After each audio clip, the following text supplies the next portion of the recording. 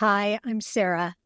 And I'm Rena, and welcome to Biopic, a podcast story. This is a podcast where we dissect the good, bad, ugly, and absurd of this specific genre of motion picture, the biopic. If you want to learn more about us, our scoring system, and how we choose movies, please check out our special introductory episode. Introduction, who are we and what are we doing? Sara, what movie are we doing this week? This week, we will be talking about Straight Outta Compton. And Rena, can you give us the trigger warning? This movie contains depictions of violence in forms that include police brutality, also racism, music industry professionals behaving in a corrupt manner, misogyny, objectification of women, nudity, filthy language, firearms, gold chains thicker than a baby's wrist, drug use, gangster rap, and repeat use of a certain loathsome six-letter antebellum ethnic slur for a black person that Cleve Jones described in the source material for our Milk episode as the one word that no white person is ever allowed to say. When this word occurs, I will make a sound in my throat in imitation of the FCC beeping sound that they make when people on TV curse during a broadcast, doing my best to remember to move away from the mic while doing so, because the noise that I make in my throat to imitate the FCC beep hurts Sarah's ears, and it sounds like this. I'm a fragile baby. Rena, can you give us the spoiler warning? Spoiler warning! We are going to spoil everything, including possibly the major plot points in works of narrative art having nothing to do with this particular movie. Consider yourself warned. Some of the sources we used in this episode include The History of Gangster Rap, From Schoolie D to Kendrick Lamar, The Rise of a Great American Art Form by Soren Baker, To Live and Defy in L.A., How Gangster Rap Changed America by Felicia Angela Viator, and articles from The Daily Beast, The Guardian, Bustle.com, again, killing it with our media. I also read, in addition to those sources, the book Original Gangsters, Tupac Shakur, Dr. Dre, Eazy-E, Ice Cube, and the Birth of West Coast Rap by Ben Westhoff. And also, I worked for Billboard magazine from 2014 to 2020, which included the time of the media blitz around the original release of Straight Outta Compton. Excellent. I did not work at Billboard, but I am a huge fan of Dr. Dre.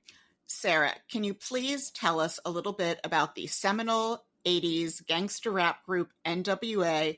and the movie Straight Outta Compton? From our friends at Wikipedia, N.W.A. was an American hip-hop group formed in Compton, California. I am not going to say what it was abbreviated for, but it was the N-word with attitude. Among the earliest and most significant figures of the gangster rap subgenre, the group is widely considered one of the greatest and most influential acts in hip-hop music. Active from 1987 to 1991, the original lineup consisted of Arabian Prince, Dr. Dre, Eazy-E, and Ice Cube, with DJ Yella and MC Ren joining later that year. They released their first compilation album as a group in 1987 called N.W.A. and the Posse, and it was followed by their debut studio album, Straight Outta Compton, in 1989. Eazy-E, Ice Cube, MC Ren, and Dr. Dre all became platinum-selling solo artists in the 90s, and Eazy-E passed from AIDS in March of 1995. About the movie, Straight Outta Compton is a 2015 biopic film that tells the story of N.W.A.'s rise and fall under manager Jerry Heller. The film was directed by F. Gary Gray. It stars O'Shea Jackson Jr., Corey Hawkins, and Jason Mitchell as Ice Cube, Dr. Dre, and Eazy-E, respectively. It was released in August of 2015. It received critical acclaim and was a box office success. It grossed over $201 million worldwide. It earned several awards and nominations, including an Academy Award nomination for Best Original Screenplay and a win for Outstanding Motion Picture at the 47th NAACP Image Awards. The movie is also currently number 11 on the list of movies that have the most uses of the word fuck. Preliminary. we love this movie. And we saw this movie together in 2015 when it was originally released. And one of our touchstones for crying over a movie now is we call it an Eazy-E level of tears. At the end of this movie, we were holding hands with tears rolling down our faces, still crying on the subway. I don't think I've ever cried harder over the ending of a movie. Yeah, I lost my mind at the end of this movie when we saw it the first time. Because I just want them to be N.W.A again without the baggage. And I actually isolated the moment that caused me to start crying hysterically the first time we saw this, which I will talk about when we get there. Yes, this is a movie our moms would probably hate. I watched both the theatrical cut and the longer director's cut. This is a great, subtle, heartfelt ensemble performance. One of the things that's striking about this is Eazy-E, like Bob Dylan a couple weeks ago, is not a person I would want to meet, but straight out of Compton made me care. I just want to do a little shout out to Legendary Pictures co-founder Thomas Tull, who is from my hometown and produced this, and also was a producer on our film last week, 42. He's a secret hero of Black History Month here on our show. There's something really great about the fact that Legendary Pictures decided to elevate two really important stories about the Black experience in America as experienced by, artists and athletes. And I'm really glad we have this movie because I love it. And I love N.W.A. I love West Coast rap. And I love Dr. Dre, as I said up top. And it's really challenging to reconcile loving Dr. Dre as much as I love him when you are a feminist. Just issuing the mea culpa up top. There is hypocrisy in my love for him, but also I think he's an unbelievable artist. And this movie really shows that. Also, I think it's worth noting the LAPD is garbage, and we see that throughout this movie. Daryl Gates is garbage. Sarah, for those of our listeners who may not know, who is Daryl Gates? Daryl Gates during this era, as well as in the 70s and 80s, was in charge of the LAPD. There was just an astonishing amount of racial animus in the city of Los Angeles that all kind of built on itself over the years into the LA riots and would also be a real sort of touchstone in the O.J. Simpson trial. We were kids when that was going on. Mm-hmm. But when I look back now and see how these things were happening in months of each other, within years of each other, and just stacking on top of each other, building to this crescendo, I appreciate how there was the tension was unbelievable. And this movie does show some of that tension, how it affects these artists personally and in their day-to-day lives, as well as we do see the Rodney King trial and beating. It's happening in the background of this movie. And it is still profoundly upsetting. Yes. Especially since this keeps happening. Ice Cube wrote the most concise, accessible, common sense explanation for why the self-perpetuating institutional culture behind police brutality is nigh unfixable when he wrote in Fuck the Police the lines, "But don't let it be a black and a white one, 'cause they'll slam you down to the street top, black police showing out for the white cop." And what he's capturing there is that even when the police diversify, the minority hires don't become about trying to temper and educate attitudes. They want to be with their brother cops. Several of the cops who murdered Freddie Gray were black. And the understanding that police brutality is unjust and disproportionately concentrated on racial minorities and impoverished people is something that audiences have been aware of since, for example, if you watch Porgy and Bess, The only roles played by white people, and also the only non-singing roles, are the roles of the white cops who show up to harass the residents of Catfish Row. They're usually played by comedians who get, we're here for the audience to enjoy hating us. The Gershwins put this on stage 60 years earlier. It's been known for a really long time. And I heard a quote from Ice Cube in a Rolling Stone podcast interview where he said, "The Fuck the Police record was actually about 400 years late. It's been a constant. There's been 1,000 Rodney Kings every year." And Ice Cube in this is played by his son, O'Shea Jackson Jr., who I loved in Cocaine Bear. O'Shea Jackson looks exactly like his father, of course, but there's something next level uncanny about watching him play his father at his age in costume. It's wild. It really is. So also with the band name, there's an elephant in the room around the word that we shouldn't say. I remember the first time that I saw that word. It was in a 1950s edition of the book The Littlest Rebel by Edward Pepple, illustrated with photos from the 1935 Shirley Temple film, The Littlest Rebel. So we are talking about at least a triple anachronism layer here, in that it was the late 80s. I was looking at a book printed in the 50s with illustrations from a film from the 30s in a children's book that seems to have been designed to indoctrinate children into lost cause ideology. The scene where I encountered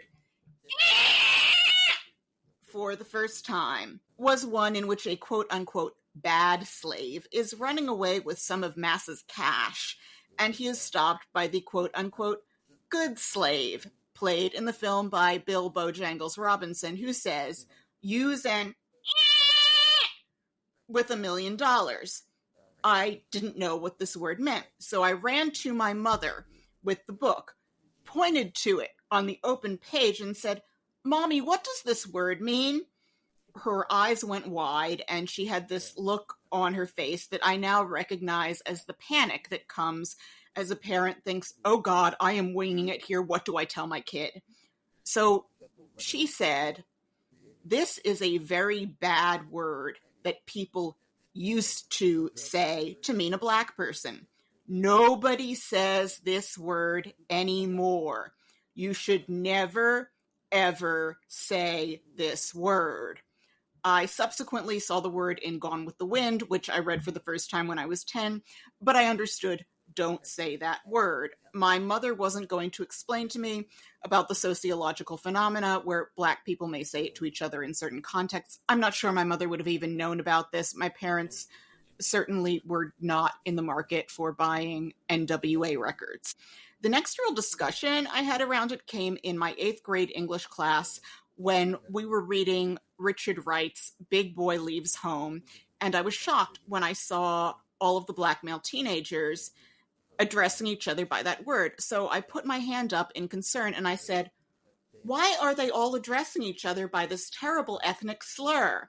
Yes, that is how I spoke as an 8th grader. I was a big nerd from an academic household who spent most of my time between 2nd and 12th grade with my nose stuck in a 19th century novel, not talking to anyone, and everyone picked on me and said, "Rena, you talk like a textbook." And then Lauren, who was from Trenton, put her hand up and explained the contexts in which black people use that word amongst each other, and I was perplexed, but I filed the information along with my understanding that I should never, ever say that word. I am sure every well-meaning white person has a similar story of the history of their first encounters with that word. It's a wild story. I mean, it's like a platonic ideal of arena story. It has everything. Esoteric art, you speaking like a tiny adult to a teacher, like a character in Annie Hall, racism, The Lost Cause, Shirley Temple. It has everything.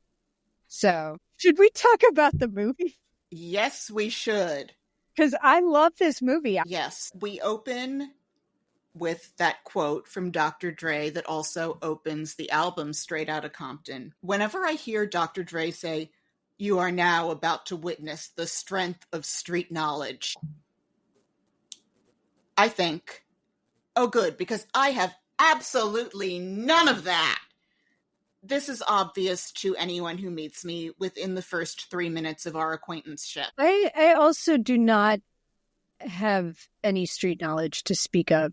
However, and I won't do it because this isn't a show about this, and I don't think anybody deserves to hear it.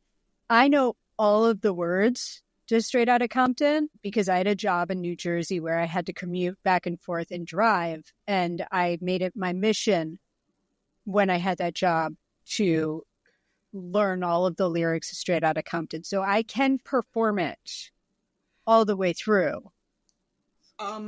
Yes, I appreciate how, even though this has nothing to do with our lives, I feel like there's a sense that we have situations where we can identify with the anger of it, because I remember you talking about that. At one point in the aughts, I had a job where I was miserable, and the only thing that made me happy all day long was listening to the song Die Motherfucker. The actual title for the song is Still, but I think of it as Die Motherfucker by the Ghetto Boys on my way into the office each morning on my iPod. I love the aggressiveness of it. It's interesting to watch this not long after we watched A Complete Unknown, because I feel like this had a similar effect on the world as, you know, as Bob Dylan's like merging of consciousness with really great music. The issues that they talk about and the hypocrisies that they talk about and the anger that they feel is very close to the surface, and it's very painful and visceral in their work. Also, Ice Cube as a wordsmith is untouchable. It's funny and it's sharp and it's incisive. And the shift that they brought about in the way that we listen to rap and how uncomfortable it made people is wild and incredible. So we open with Eazy-E. He is making a stop at his supplier because he is a drug dealer. There are some rough-looking women in this dealer hangout, and we see he's tiny, but he is fearless about getting up in your face. And there's some unpleasant back and forth with these dealers. And then there's a situation involving a battering ram. LAPD is here. I'm just going to mention each of these actors as they come into the movie. This is an actor named Jason Mitchell. He was in the movie Keanu with Key and Peele. He's also in Catherine Bigelow's follow-up to The Hurt Locker, Detroit, Kong Skull Island, and in Zola. He is wonderful in this movie. He's got a really wonderful face. And we cut to Dr. Dre in his bedroom. God, they are all so young. Ice Cube really was a teenager, and we see when he comes into this film, he is on a school bus writing lyrics. They're just babies, really, and Eazy-E died at 31. There's always some weird through line to the previous week's film that we didn't think about. So we see an LA Dodgers jersey, and last week Jackie Robinson played for them when they were the Brooklyn Dodgers.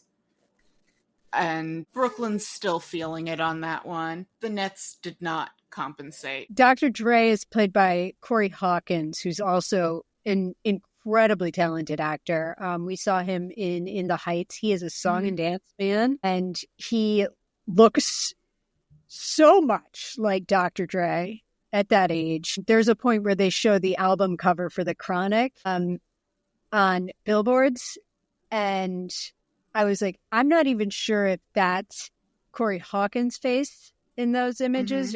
Dr. Dre's, like, I can't tell, but that's how much he looks like him. He's wonderful. And then we meet Ice Cube, and he's on a school bus. We see him kind of traveling between the many different ways that LA is a city. There's a school drop off at like a 90210 school, and and then we're riding through, downtown Los Angeles, which is a very different situation. Yes. I learned while researching this that Ice Cube at some point that we don't see in here went to Arizona and he studied architectural draftsmanship. But the kids on this bus are throwing gang signs at some gangsters in a car who get on the bus, and the driver just lets them on because he's scared. And they threaten the kid who was throwing rival gang signs at them. And I didn't recognize this because I have no idea what a gang sign looks like. I had to Google, what is a 6'4"? I thought it might be some reference to the dimensions of the car. It turns out it is a reference to the 1964 Chevy Impala.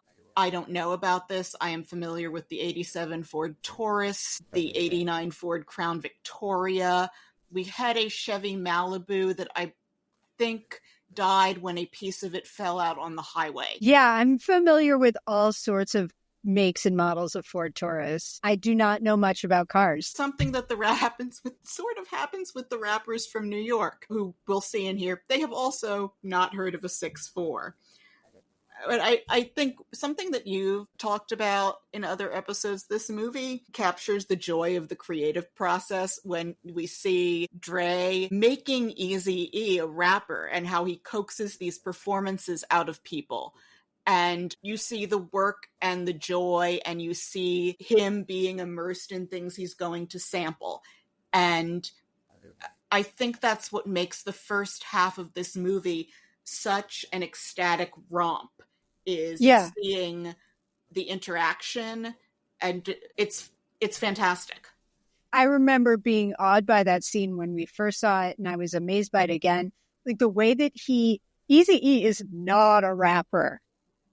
And Dre gets him to perform in such a way where I was like, he could make anybody a rapper. I bet he could make me a rapper. And then I'm like, no, he shouldn't. But the point is made that you see how he is able to pull things out of people, like almost preternaturally. Mm-hmm. And how passionate they are about music and they are about creation. And it's really cool. Well, generally, one thing that the title producer has in common across all the fields where producer can be a title is that nobody can give a succinct or comprehensible explanation for what a producer does. And this is a case where you actually see, oh, this is what a producer does. This is why Dre makes the big bucks being a producer. And that he has that in him from so early. So we see Ice Cube get violently stop and frisked by the cops. Oh, this hurt. This scene hurts, and you see his parents come out of the house, his parents telling him to look at them while this is happening, and that he's going to be, that he's going to be okay. And it's very clear, like, this is shit that happens all the time. This is part of day-to-day life. That hurts because you realize that he is a kid. This is just part of life. And we see them go to Dutu's club. And they are asked to play music that is not going to make people politically aware, but is going to make them want to have sex. And they instead start performing music that is going to make people politically aware. And Ice is rapping Gangster Gangster, which is an amazing song. And Dre is wearing a Sgt. Pepper jacket of sorts. And it is blue and it is satin, and it is very silly. It is actually lavender. And the owner of this club, Alonzo, who is repeatedly shown to be clueless about music, to a point where later in the film, when he says that Boys in the Hood isn't going to go anywhere, Yella says that's great, because if he hates something, it's bound to be a hit. I do not know why Alonzo thought it was a good idea to have Dre put on this long lavender satin Sgt. Pepper jacket and I believe matching hat. The real life versions of it, which I saw a picture of, are even worse. It's made clear that Dre does not want to be that Dre does not want to be wearing this thing, quite rightly. There are some people who are costume people. Dr. Dre is not one of them. Yeah, this is one of those cases where I can't be impressed by the costumes because it's set recently, but where there is a sense of realness and the richness of specificity and just love for that world in the details, like the cherry curl on Ice Cube and Eazy-E is just embarrassing. Yeah, Jerry Curl was a rough look.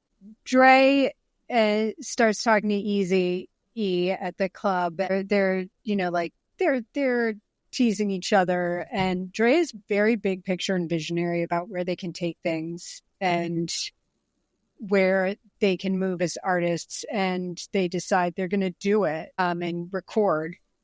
And they go into the studio, and we start to see them work. And that creative process is amazing to witness. Because the rappers from New York don't identify with Ice Cube's lyrics, and they're like, what's a 6-4? And they leave, so they are stuck with studio time that Eazy-E is paying for, and they have to use it. Ice Cube won't do the rap himself because he's in another group, so Eazy's there, and Dre tells him, like, actually, this is about your life, and like, Eazy does have swagger, and like, line for line, the way that Dre coaxes this from him.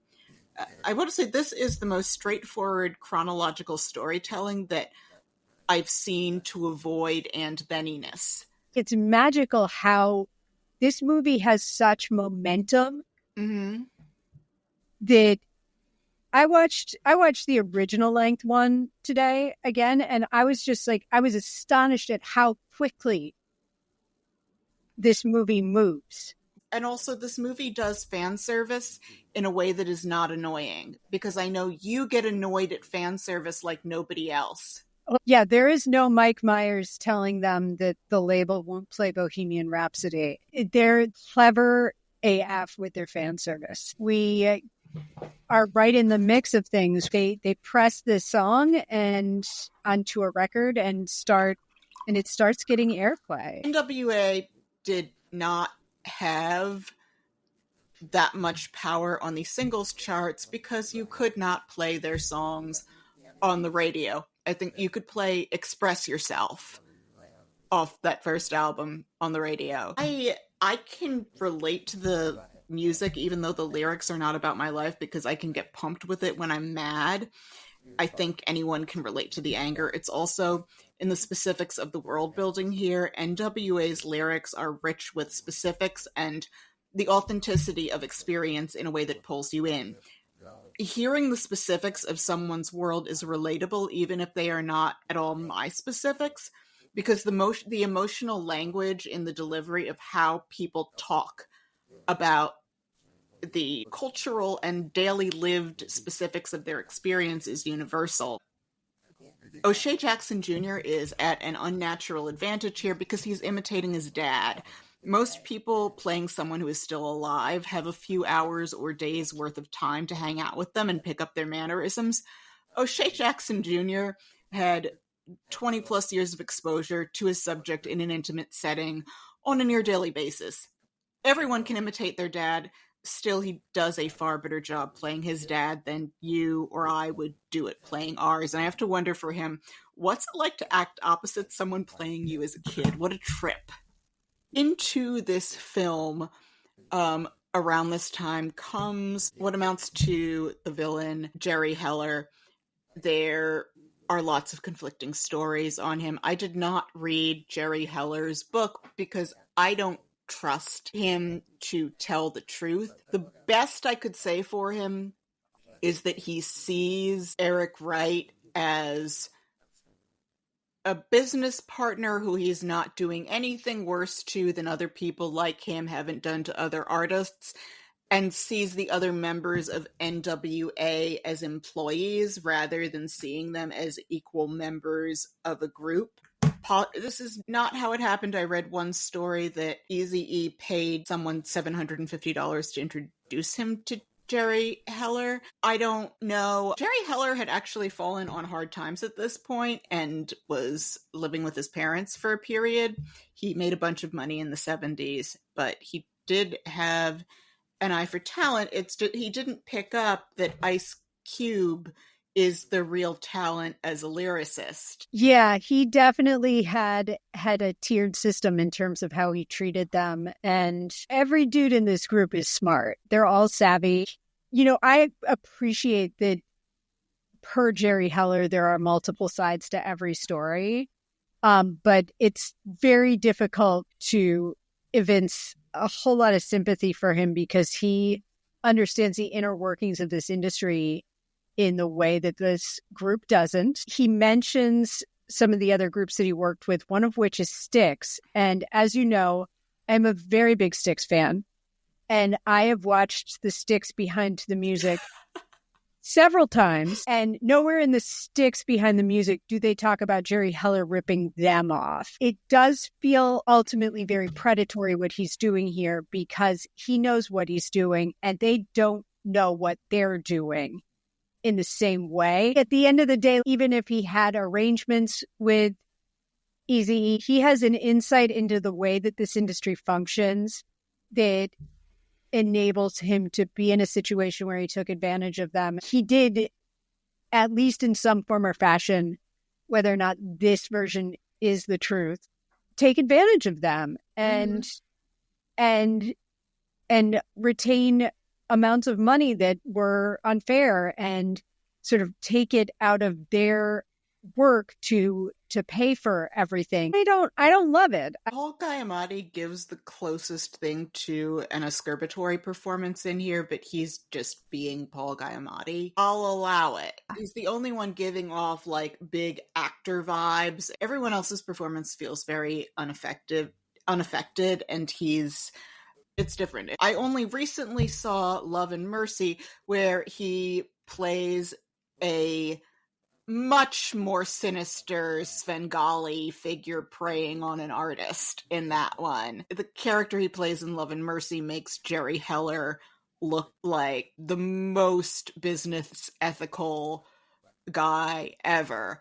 So maybe that's informing his performance too, because he, despite all the things he's doing that you could point out, like bringing Ice Cube in to finally sign a contract in an unlit room at night. You also see where he's thinking of himself as treating Eric in a fatherly way. It gets very confusing, and I think that that's on him because we know that Ice Cube, Dr. Dre, and Eazy-E's widow are knee-deep in the creation of this film. We see them start touring. We see the music taking off. We see a bunch of white male newscasters talking about the scourge of gangster rap as if it's the first time artists have ever confronted authority and used language about them not being model citizens, which is, to me, like super coded racism. I will refer you back again to the racist white cops in Porgy and Bess, and that audiences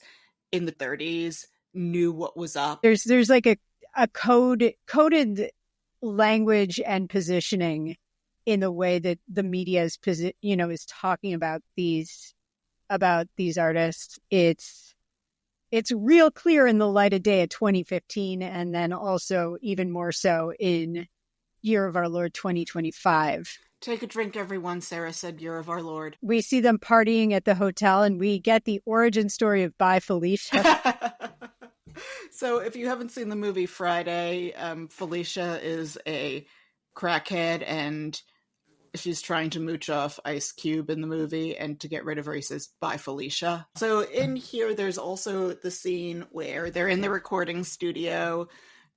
Dre's baby mama drives up to call him out for, I can't blame her, their living situation is not ideal. The cops show up and slap all 5 band members down on the pavement, and Jerry comes out, and he's using his privilege as a white man and also as someone who wants to make money off having them in the studio that day to get the cops off their case. And you see the black cop is the worst out of them, saying like rap music's not art.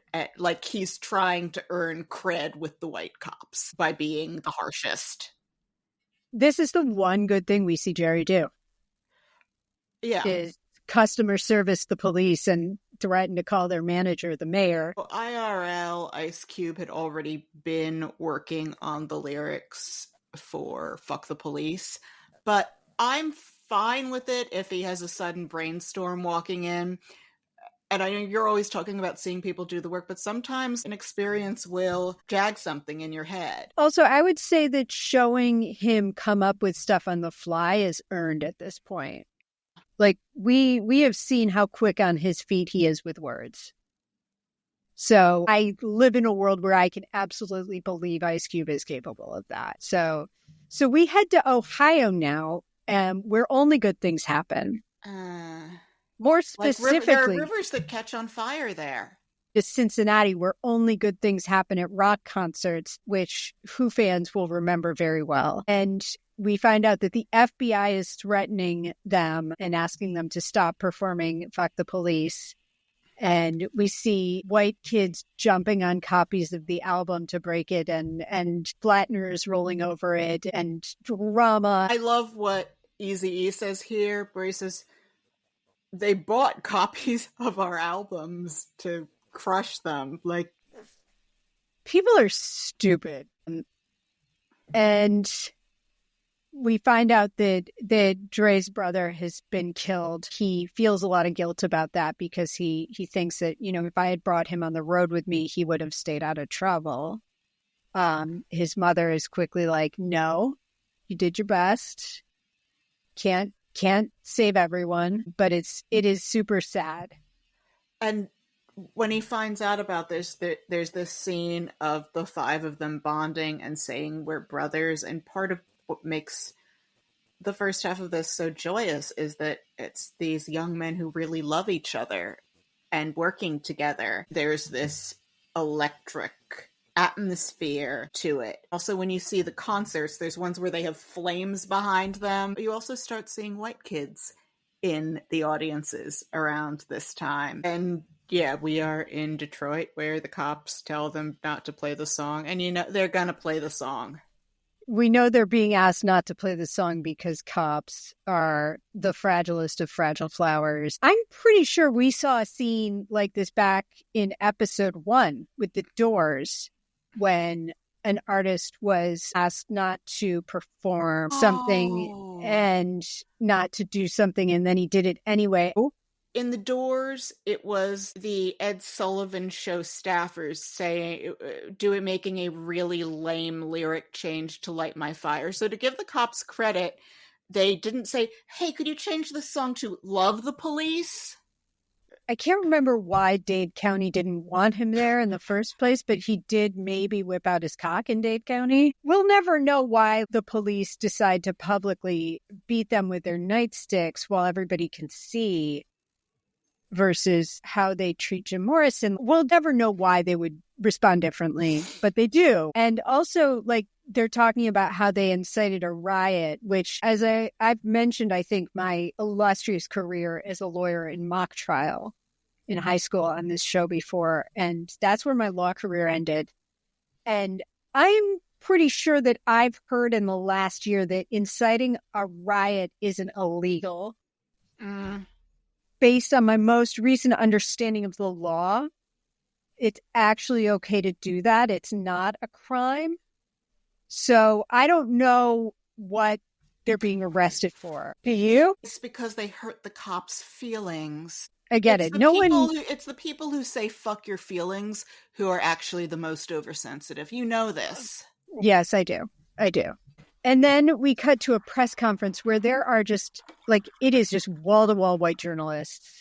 I was reminded watching this scene and the way that they're asking questions of them, and they're condescending and othering. And, Spike Lee had a thing in the late 80s and early to mid 90s. I don't know how much he still does this, but he was preferential to being responsive to Black journalists. Mm-hmm. If a white journalist had a question for him, they had to fax it to him. but he would pick up the phone for Black journalists. Oh, yeah. turn the tables. I like it. Yeah, and scenes like this make you understand why he might be doing that, just in the way that people are asking questions. This is contemporary with Do the Right Thing. Yes, this was about the same time period. Ice Cube is asked about money in this press conference, and that kind of sets him off again. And so he goes to confront Jerry about this. And Jerry offers him $75,000 plus the contract. $75,000 is chump change for what Ice Cube has delivered on a platinum album, now multi-platinum album, as a lyricist, because remember, it was his lyrics that Eazy-E became a rapper on. This is unfair compensation. And maybe some of it is on Eazy for not iterating like quality within the band or the actual level of contribution. One of the things in here is that we don't see Arabian Prince in this movie much. Nope. But I'm willing to say, okay, the movie is 120 odd minutes of moments out of someone's life, so it's possible that these are just moments that exclude Arabian Prince. I don't know. We're trying to tell a concise story here, people. If you want to see inaccurate, watch The Conqueror. Yeah. What do you think Ice Cube in this, I'm going to say it again, the year of our Lord 2025, would deign to do for $75,000? Laugh in your face. You think? But he would laugh in your face and then abruptly stop, because that would be like, you get 2 seconds of my time, tops, and I'm being generous here for $75,000. Yeah. I'm wondering, like, if I could get him to type the word "the." Mm. Like, you could get the TH.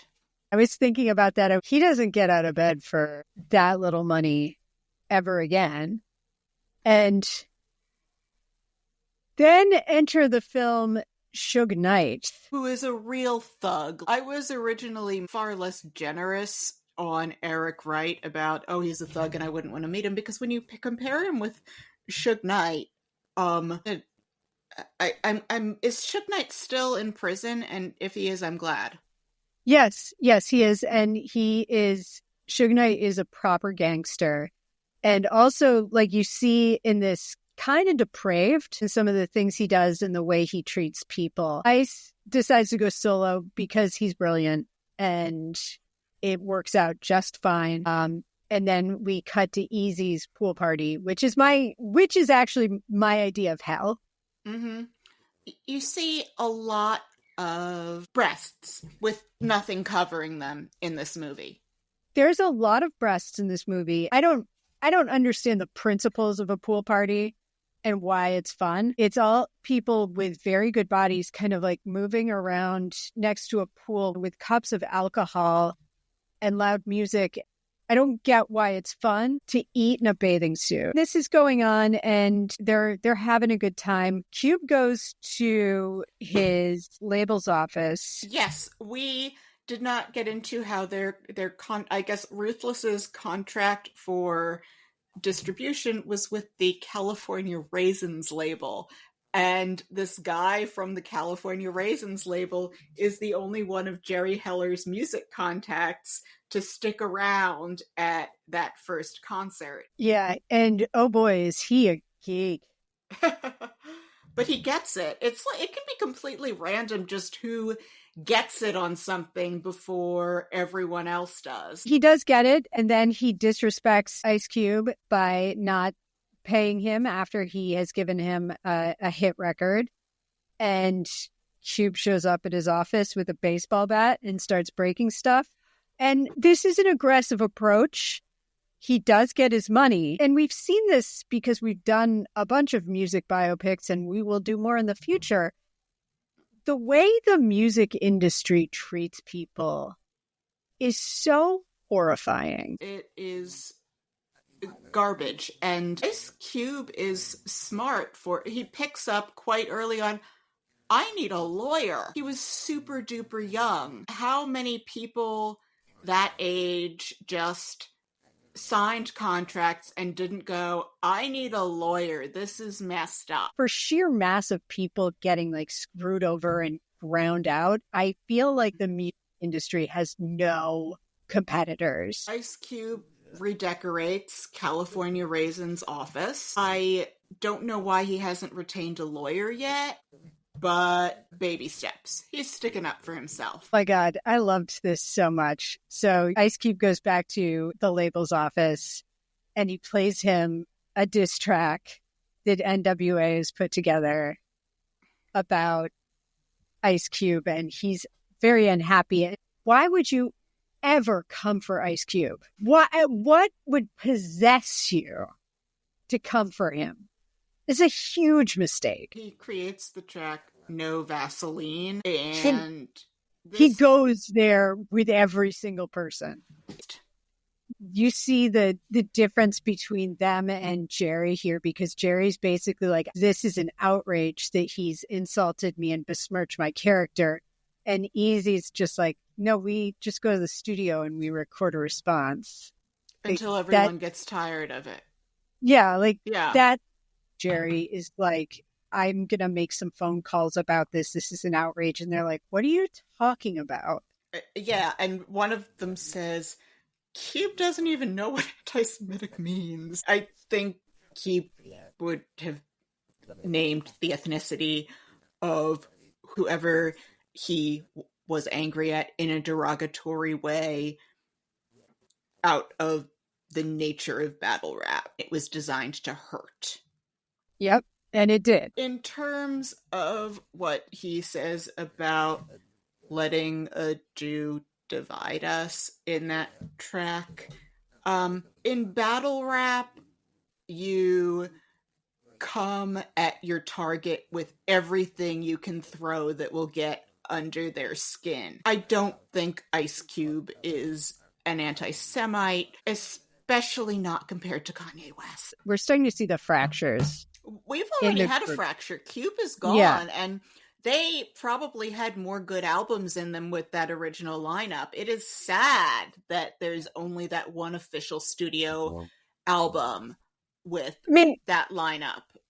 I mean, we talked about how Harriet Tubman is basically a superhero 2 weeks ago, and they are like the super friends of a rap lineup. It's insane that all of these people were in one room working together as a unit, given what they all went out and did. Dre wants out, and Suge calls Eazy-E to him and says, you're going to release him from his contract. And he has his very scary dogs in the mix. And what Suge Knight does with dogs is unconscionable. There is dog fighting in this movie. Dog fighting is a scourge of society. So Suge beats up Eazy and gets Dre out of his contract. Suge also meets up with one Jimmy Iovine, who eats guys like Jerry Heller for breakfast. We see for just a brief moment here Snoop, and Snoop Dogg is played by Lakeith Stansfield. He was in Get Out, and he was in Judas and the Black Messiah, which, stay tuned. He's in Sorry to Bother You. He's brilliant. He's in Knives Out. He was in Selma. This is the first of many notable performances from him. He is convincing as the young Snoop. I remember that first Snoop in the Jersey on SNL. Snoop Doggy Dog. Snoop. Okay. There was a kid in my high school who said to me, Rena, you need to get you some Doggy Style. And was like, do you know what Doggy Style is? And I had seen Snoop on SNL, so I was like, it's an album? I didn't know what he meant. I'm impressed that you knew that it was an album. Did you not know it was an album? Oh, I knew it was an album. I'm just saying you. I was not following any of this music while it was happening. Tupac and Biggie happened while we were in high school. I know most of the words to Regulators. I love that song. I knew Regulators. I knew Gangster's Paradise, but I wept for Kurt Cobain. Yeah, I didn't really weep for Kurt Cobain. But I'm not going to pretend that I also wept for Biggie and Tupac yet either, because I wasn't there yet on my journey. But I would have wept for Stephen Sondheim in high school. Stephen Sondheim did not die while we were in high school. No, but I'm just saying that I was in my show tunes era. So if it wasn't a show tune, I went for Jonathan Larson. Oh. So we hear them working out Nothing But a G Thing. And I remember this music video. I remember everything about this era. And this is how it does fan service in a way that is delightful and not gimmicky. I don't know how they did it. You hate fan service. In any other movie where these things that are like, oh, this is how this happens, I would feel like Sara is hating this right now, but I felt like I'd seen you at the movie with me and you were delighted. Well, the thing about the way that they do fan service in this is very similar to the way that they did some of the fan service in A Complete Unknown, where I felt like because they were integrating the iterative process of creating into it, it didn't feel as shoehorned in there. Right. It felt really natural. And because of the tone of this movie, too, it feels like you're on the ride with them. And there's sort of a puckishness to the way the story unfolds, even though we both cry like children at the end of it. There's almost a little bit of a wink, like a 24-hour party people kind of wink of yeah, it could have happened this way. I only watched this scene the one time in the director's cut earlier today. So I think it's Snoop or someone in a car with Dre gives him a joint and Dre coughs and he's been talking about how he's having trouble creating and he's like, what is this shit? And they're like, it's called The Chronic. I'm glad they cut that. Yeah, like I said, in terms of of production direction decision makings above the director, everything that they cut from the director's cut made sense. And actually, the stuff that I want to see that was cut are the things from the 3.5-hour version that were probably just really fun scenes of people chilling. And I love that, but I don't want that added to the movie. I want to see that as an aside. Yeah. I want access to it, but I think the theatrical cut was full of really fine decision making. Yes, agreed completely. Ice Cube is being interviewed by a guy who sounds like Mike Wallace, but isn't. And he's being asked immediately, are you anti-Semitic? What about your relationship with the Nation of Islam? And I feel like this is a good point to call out the director of this. It's a man named F. Gary Gray. He is a working director. He is Black. He directed Friday. So he knows Cube intimately in that they have been colleagues. And I think tonally, that's why this movie is so ripe. I do think that there is a deep benefit to the proximity of the director to their source material, in that you feel this movie naturally rejecting the white gaze around shit that's complicated and around the experience. It's the same thing that we saw with Harriet too, with Casey Lemon's directing. This is why representation matters. There's a real consciousness of the lived experience and how it's shown that is deeply beneficial to creating a really intimate, real feeling portrait of the experiences. And it's really you feel it being important in certain moments. And this is one of them, where Ice Cube goes into an interview and immediately he's being asked, are you anti-Semitic? What's your relationship with the Nation of Islam? And this is all shit that white men don't necessarily have the right to imperiously ask Black people about. It's complicated.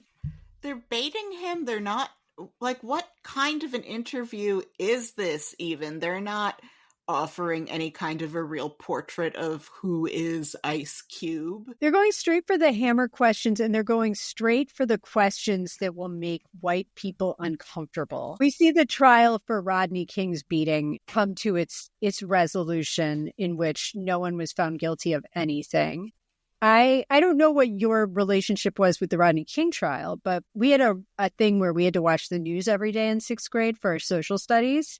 And so I watched headline news every morning, and I saw that footage of Rodney King being beaten every morning for months because it was in the news.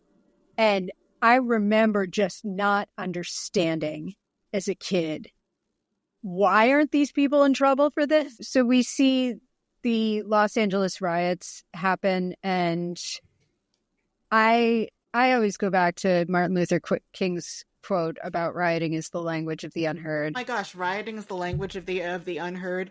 Another quote that could have been taken out of context in this year's inaugural speech, like judge by the content of their character and not the color of their skin.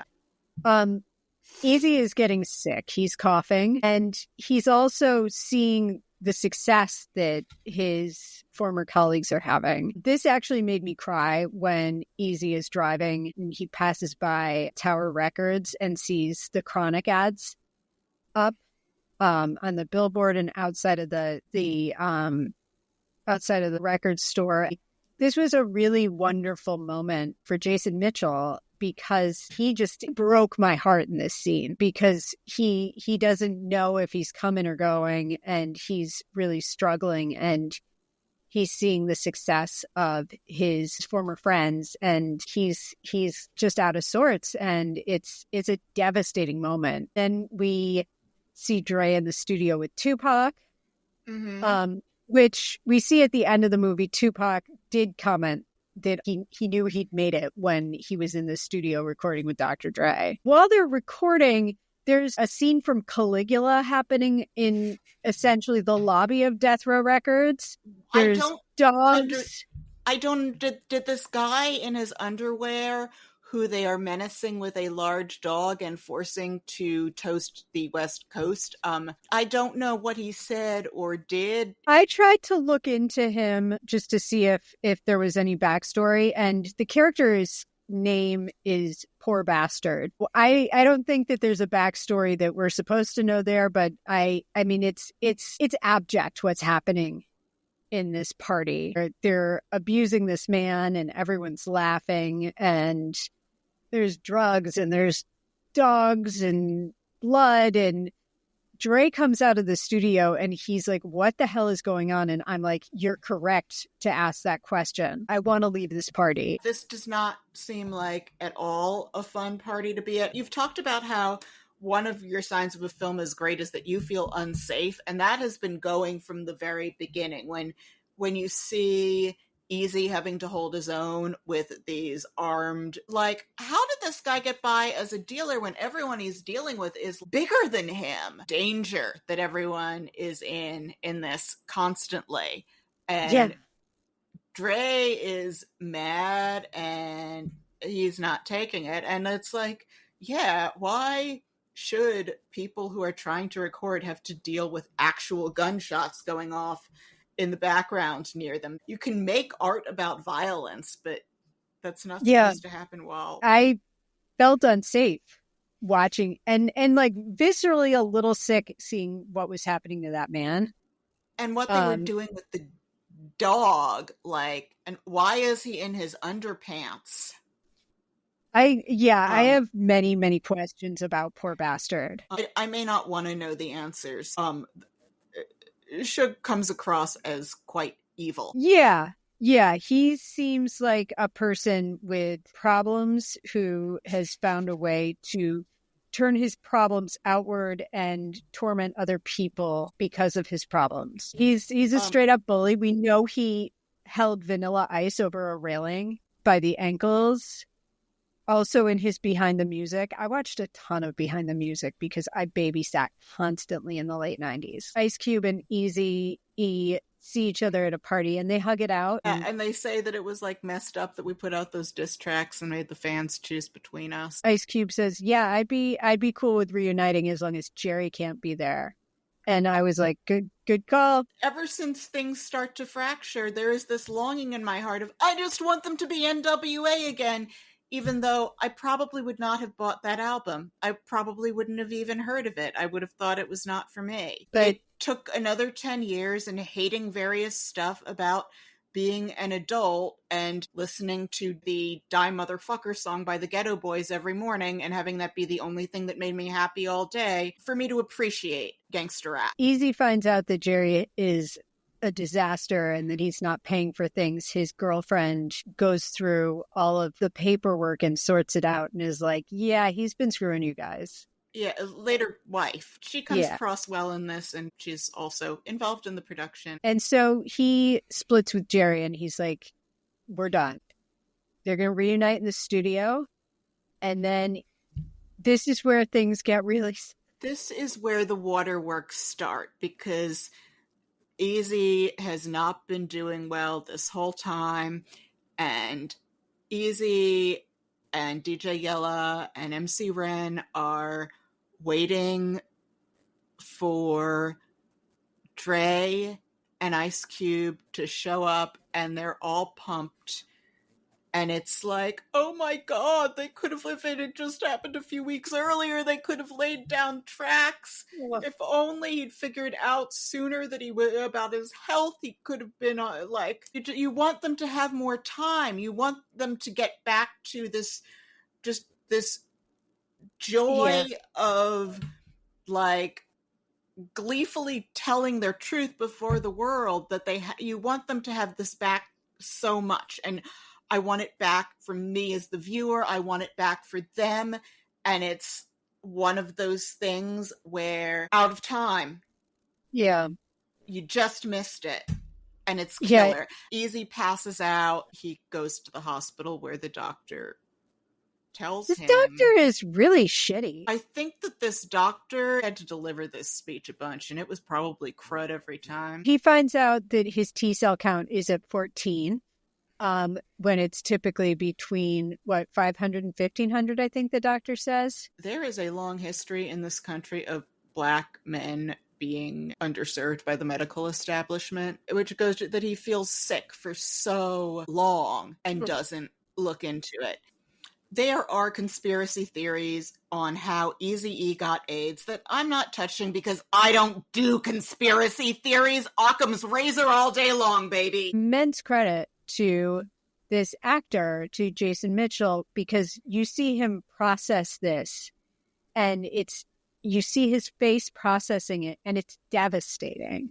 And it's real, and it's like the angry sob.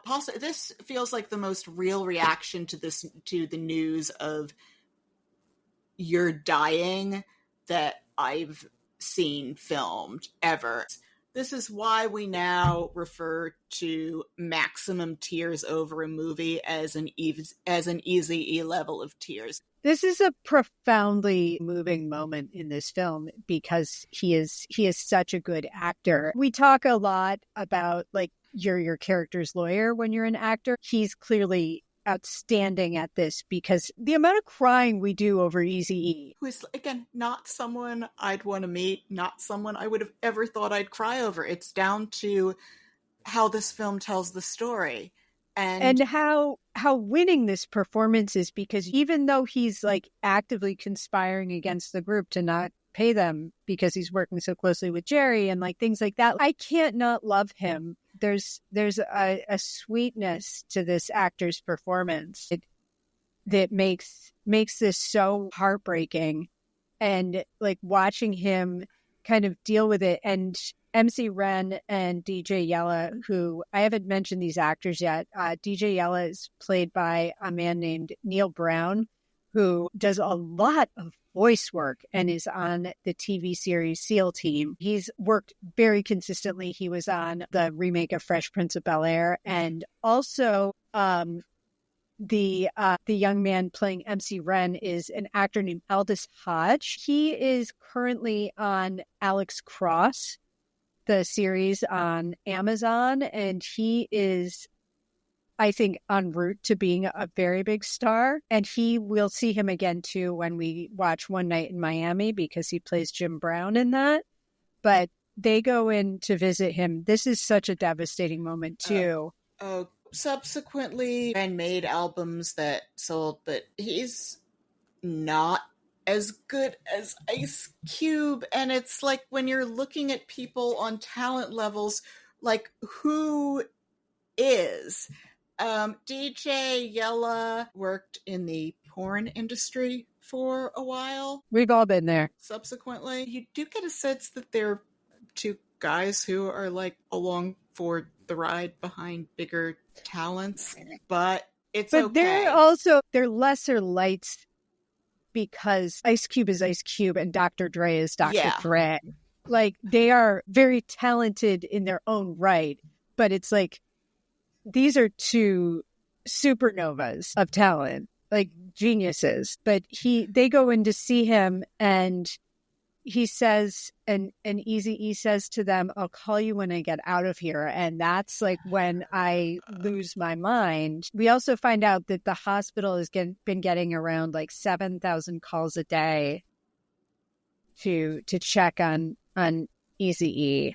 It's devastating to watch him cope with and deal with this literal death sentence. And Dre goes to see him, and he's hooked up I think this actually happened, that Dre went to see him and he was not there anymore. Yeah. Oh, God, it's so heartbreaking. One of the cut scenes included his bedside wedding with Tamika. Oh, which I would have liked to see that. I mean, I'd cry more. We would have cried more. There's enough tears going on already. And you see Cube and Dre saying, like, he's not there. And you get this sense, like, they just missed it. They just missed this chance to come back together. And it's just killer. Because I don't know how many times I'm going to say this. I just want them to get it to be N.W.A. again. Eazy-E passes, and Dre goes and mic drops Suge Knight and is like, "I'm out." And Suge is like, "You can't have anything without me." And he's like, "Yes, I can." One of the things that I like here is, it's like, why do we have this addendum? But I think it's sort of like, in Dre's evolution, this is him taking away that, like, life is short and he shouldn't make compromises. It's part of him learning to stick up for himself and to trust his gut, because you see that, like, he hung around longer after Cube was like, "This contract is whack." Like, the other ones all signed, and you have to wonder, if they had all said, "Hey, this is whack," could they have gotten to a more equitable split? Who knows? I kind of doubt it. A lesser movie. Okay, if this were Bohemian Rhapsody, Dre would have broken up with Suge, and then they would have come together in the studio, and then they would have made Straight Outta Compton. Yeah, or they all would have been there, and I think I appreciate that this isn't part of the lead up to this thing that never came. It's his life, his takeaway on, like, trying, because it is so devastating, and you can't end on that. I'm not going to judge Dre's work in evolutionary sense, because I think it's all genius, and he has evolved as an artist, of course. But Aftermath is where he really came into his own fully as a creator and got full creative control, has a sound that belongs to him, that is notable as a through line through all of his work with other artists. He found Eminem. I would probably hazard a guess that Eminem is still alive today because of Dr. Dre. I think that this is where he really became the person that he wanted to be. And I know that's a complicated person with a complicated legacy. Mm-hmm. I don't know, but I love this movie. I love this movie. Me too. And it isn't a movie I would have thought that I would love. I didn't expect to love it as much as I did the first time when we watched it together. I think it is so brilliant, and that it is filled with with great performances. And it's a great screenplay. I can just slide right into awards talk here. This movie was nominated for one Academy Award for Best Original Screenplay. It did not win. This was an astonishing year in filmmaking. 2015's filmmaking. You have The Hateful Eight. You had Mad Max Fury Road, Bridge of Spies. Trumbo came out that year. The Martian, The Revenant, Carol, Inside Out, Ex Machina. The movie that really took all the prizes that year was Spotlight, which is, in terms of like revolutionary filmmaking, not the most revolutionary movie, but a lovely movie with really, really great performances. Like, this was a good year. This movie is part of that good year. This was the top earning musical biopic until Bohemian Rhapsody. It won, a slew of other awards like NAACP Image Awards and National Board of Review. It was on the Best Pictures of the Year list. It earned all that. And in a different kind of year, I think it would have gotten more attention. Did we have any choice dialogue?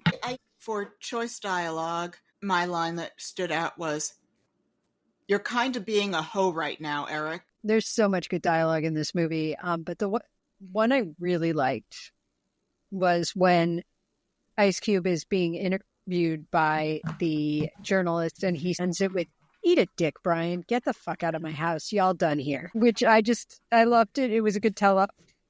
So, Sarah, shall we score this thing? Yes. Can you please give our listeners a quick refresher about how we score movies? I'd be happy to. We rate movies on a 1 to 10 scale across 10 areas that we find to be subjectively and or objectively important to most films, but specially tailored to issues particular to biopics. If you want more details on how we score movies, please scroll down our webpage at biopicapodcaststory.podbean.com. You'll also find a record of our scores for past episodes. And with that out of the way, let's score this thing. For outward appearances, makeup, and hair, I gave it a 9. I gave it a 10. Acting and casting, do they capture the spirit of the people they are playing? Beyond that, is the acting good? 9. 10. Passage of time, I gave it an 8.5 just because I felt like Eazy's decline in the hospital is not, like, he goes from being communicative to comatose, and I didn't quite have a sense of how much time was passing. I gave it a 6 on passage of time because there were markers, but at times it was difficult to know how much time had passed and what was going on. For costuming, I gave it an 8.5 just because with something this recent, there isn't a lot to do. It's authentic. The details are lovingly observed, but do you understand? I do. And I gave the costuming a 9 because I agree with you, they're spot on, but it's not crazy to have been spot on. Although there was one thing that was called out as a flaw, which is why I gave it a 9, just that Eazy is wearing a White Sox hat. Yep. And they hadn't introduced that logo yet until, I don't think they introduced it till 91 or 92. Mm-hmm. And he's wearing that hat throughout the film, which is all happening, for the most part, decidedly not in 1991 or beyond. Right. For quality of the script, I gave it a 9 because it's not Tony Kushner. It's not Tony Kushner, but it's pretty darn good. I gave it an 8. Accuracy, I gave it a 6. I gave 5.5. I did all the reading. Between Ren and Yella, one of them said this is 50% accurate. The other one said this is 70% accurate. First, I thought I'd meet in the middle, but this is actually quite a good score for accuracy. Given. Yes. Accuracy is usually the lowest score we give these things. For storytelling, was it cliched? Was it interesting? Was it inventive? I gave it a 10. I give it an 8. I gave it a 10 because it somehow tells a story in chronological order without feeling and-then-i. It does fan service without feeling cliched. It does all the things that are so hard to do in this genre well. It's tonally flawless. For production value, I gave it a 10. I gave it a 9. Like, it helicopter car chase on Dre after he's like, he just wants to get away from Suge and he's mad. We didn't mention that in there, but that is a thing that happens. And I kind of love like the novel richness of the mansions that they buy. Also, another thing, IRL, Eazy-E never downsized a house. He owned a bunch of houses, including smaller ones. Also, like, props to them for making that pool party look sufficiently hellish. For production, direction, decision making, I gave it a 10. Yeah, I gave it a 9. I just wanted to give it a little bit of space there to not be perfect. But where I'm torn and why I couldn't go all the way is I think like the lack of circumspection around the way that women were treated does cause me a little bit of angst. But it's one of those things where you wind up with a movie that is too ungodly long, and that's one of those things that I would file under accuracy. That is part of why accuracy is always the lowest score. I guess just the deliberate decision to kind of polish those things up a bit and make them look nice or ignore them completely. I don't know what the answer is. You know, I mean, I think we saw it done really effectively in Get On Up. Yeah, things left out. I will forgive 10 omissions over one composite character, and there were no composite characters. Yeah, that's true.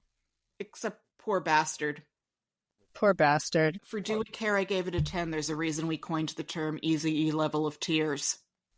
Yeah, I gave it a 9. I cared very deeply about all of these people and their journey. My total came to 8.95, but I already decided that I'm using the buy. Okay. So that is 9.95. All right. I did not use my buy, but I did come to an 8.4. That feels too low for this. We love this movie. The combined score comes to 9.175. Straight Outta Compton, you qualified for second opinion. Good for you, Straight Outta Compton. Second opinion is the element we stole blatantly from How Did This Get Made? The prize for scoring above an 8 or below a 4 is that you get to hear us make fun of IMDB reviews by people who disagreed with our assessment of the film. I will start with 1 star out of 10 by Aramana, written on August 14th of 2015, titled A Bad Adult Movie with Corrupt Men. This movie tells the story of 5 corrupt musicians who live a depraved life and are happy about it. This bad biography film is about the life of the rap group N.W.A.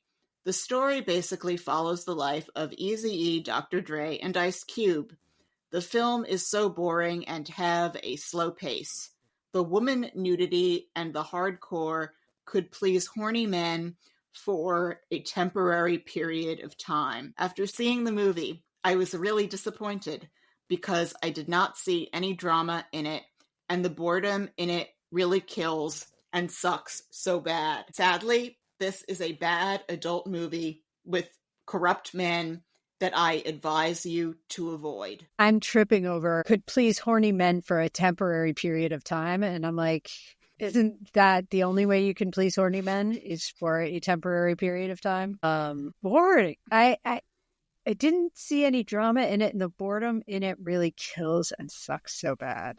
Okay, this is a take. Do you want to read the next one, Sarah? 1 out of 10, the corniest casting ever from Rockcore-34915, April 21st, 2024. They cast the most corniest people to play, quote, gangsters. Dre, Cube, Yella, Ren, even Snoop actors were corny AF and wasn't believable thugs. The acting was horrible and cringe. It's like a bunch of friends trying to be hard.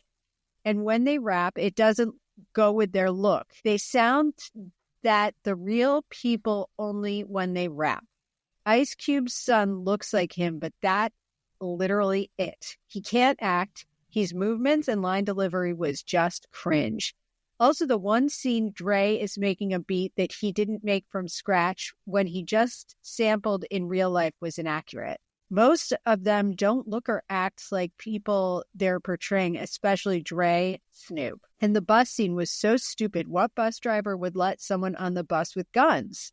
The bus was already stopped when they pulled in front of them. I don't know how it was nominated for an Oscar. I couldn't even finish it. Of course you let someone with guns on your bus. They have guns. I mean, it happens in Dirty Harry. It happens in a Robert Cormier book. Like, people get on buses with guns all the time. The bus was a bomb in Speed. I was thinking there was a gun on the bus. Yeah, I think those men having guns was the entire reason the driver let them on the bus. Yeah.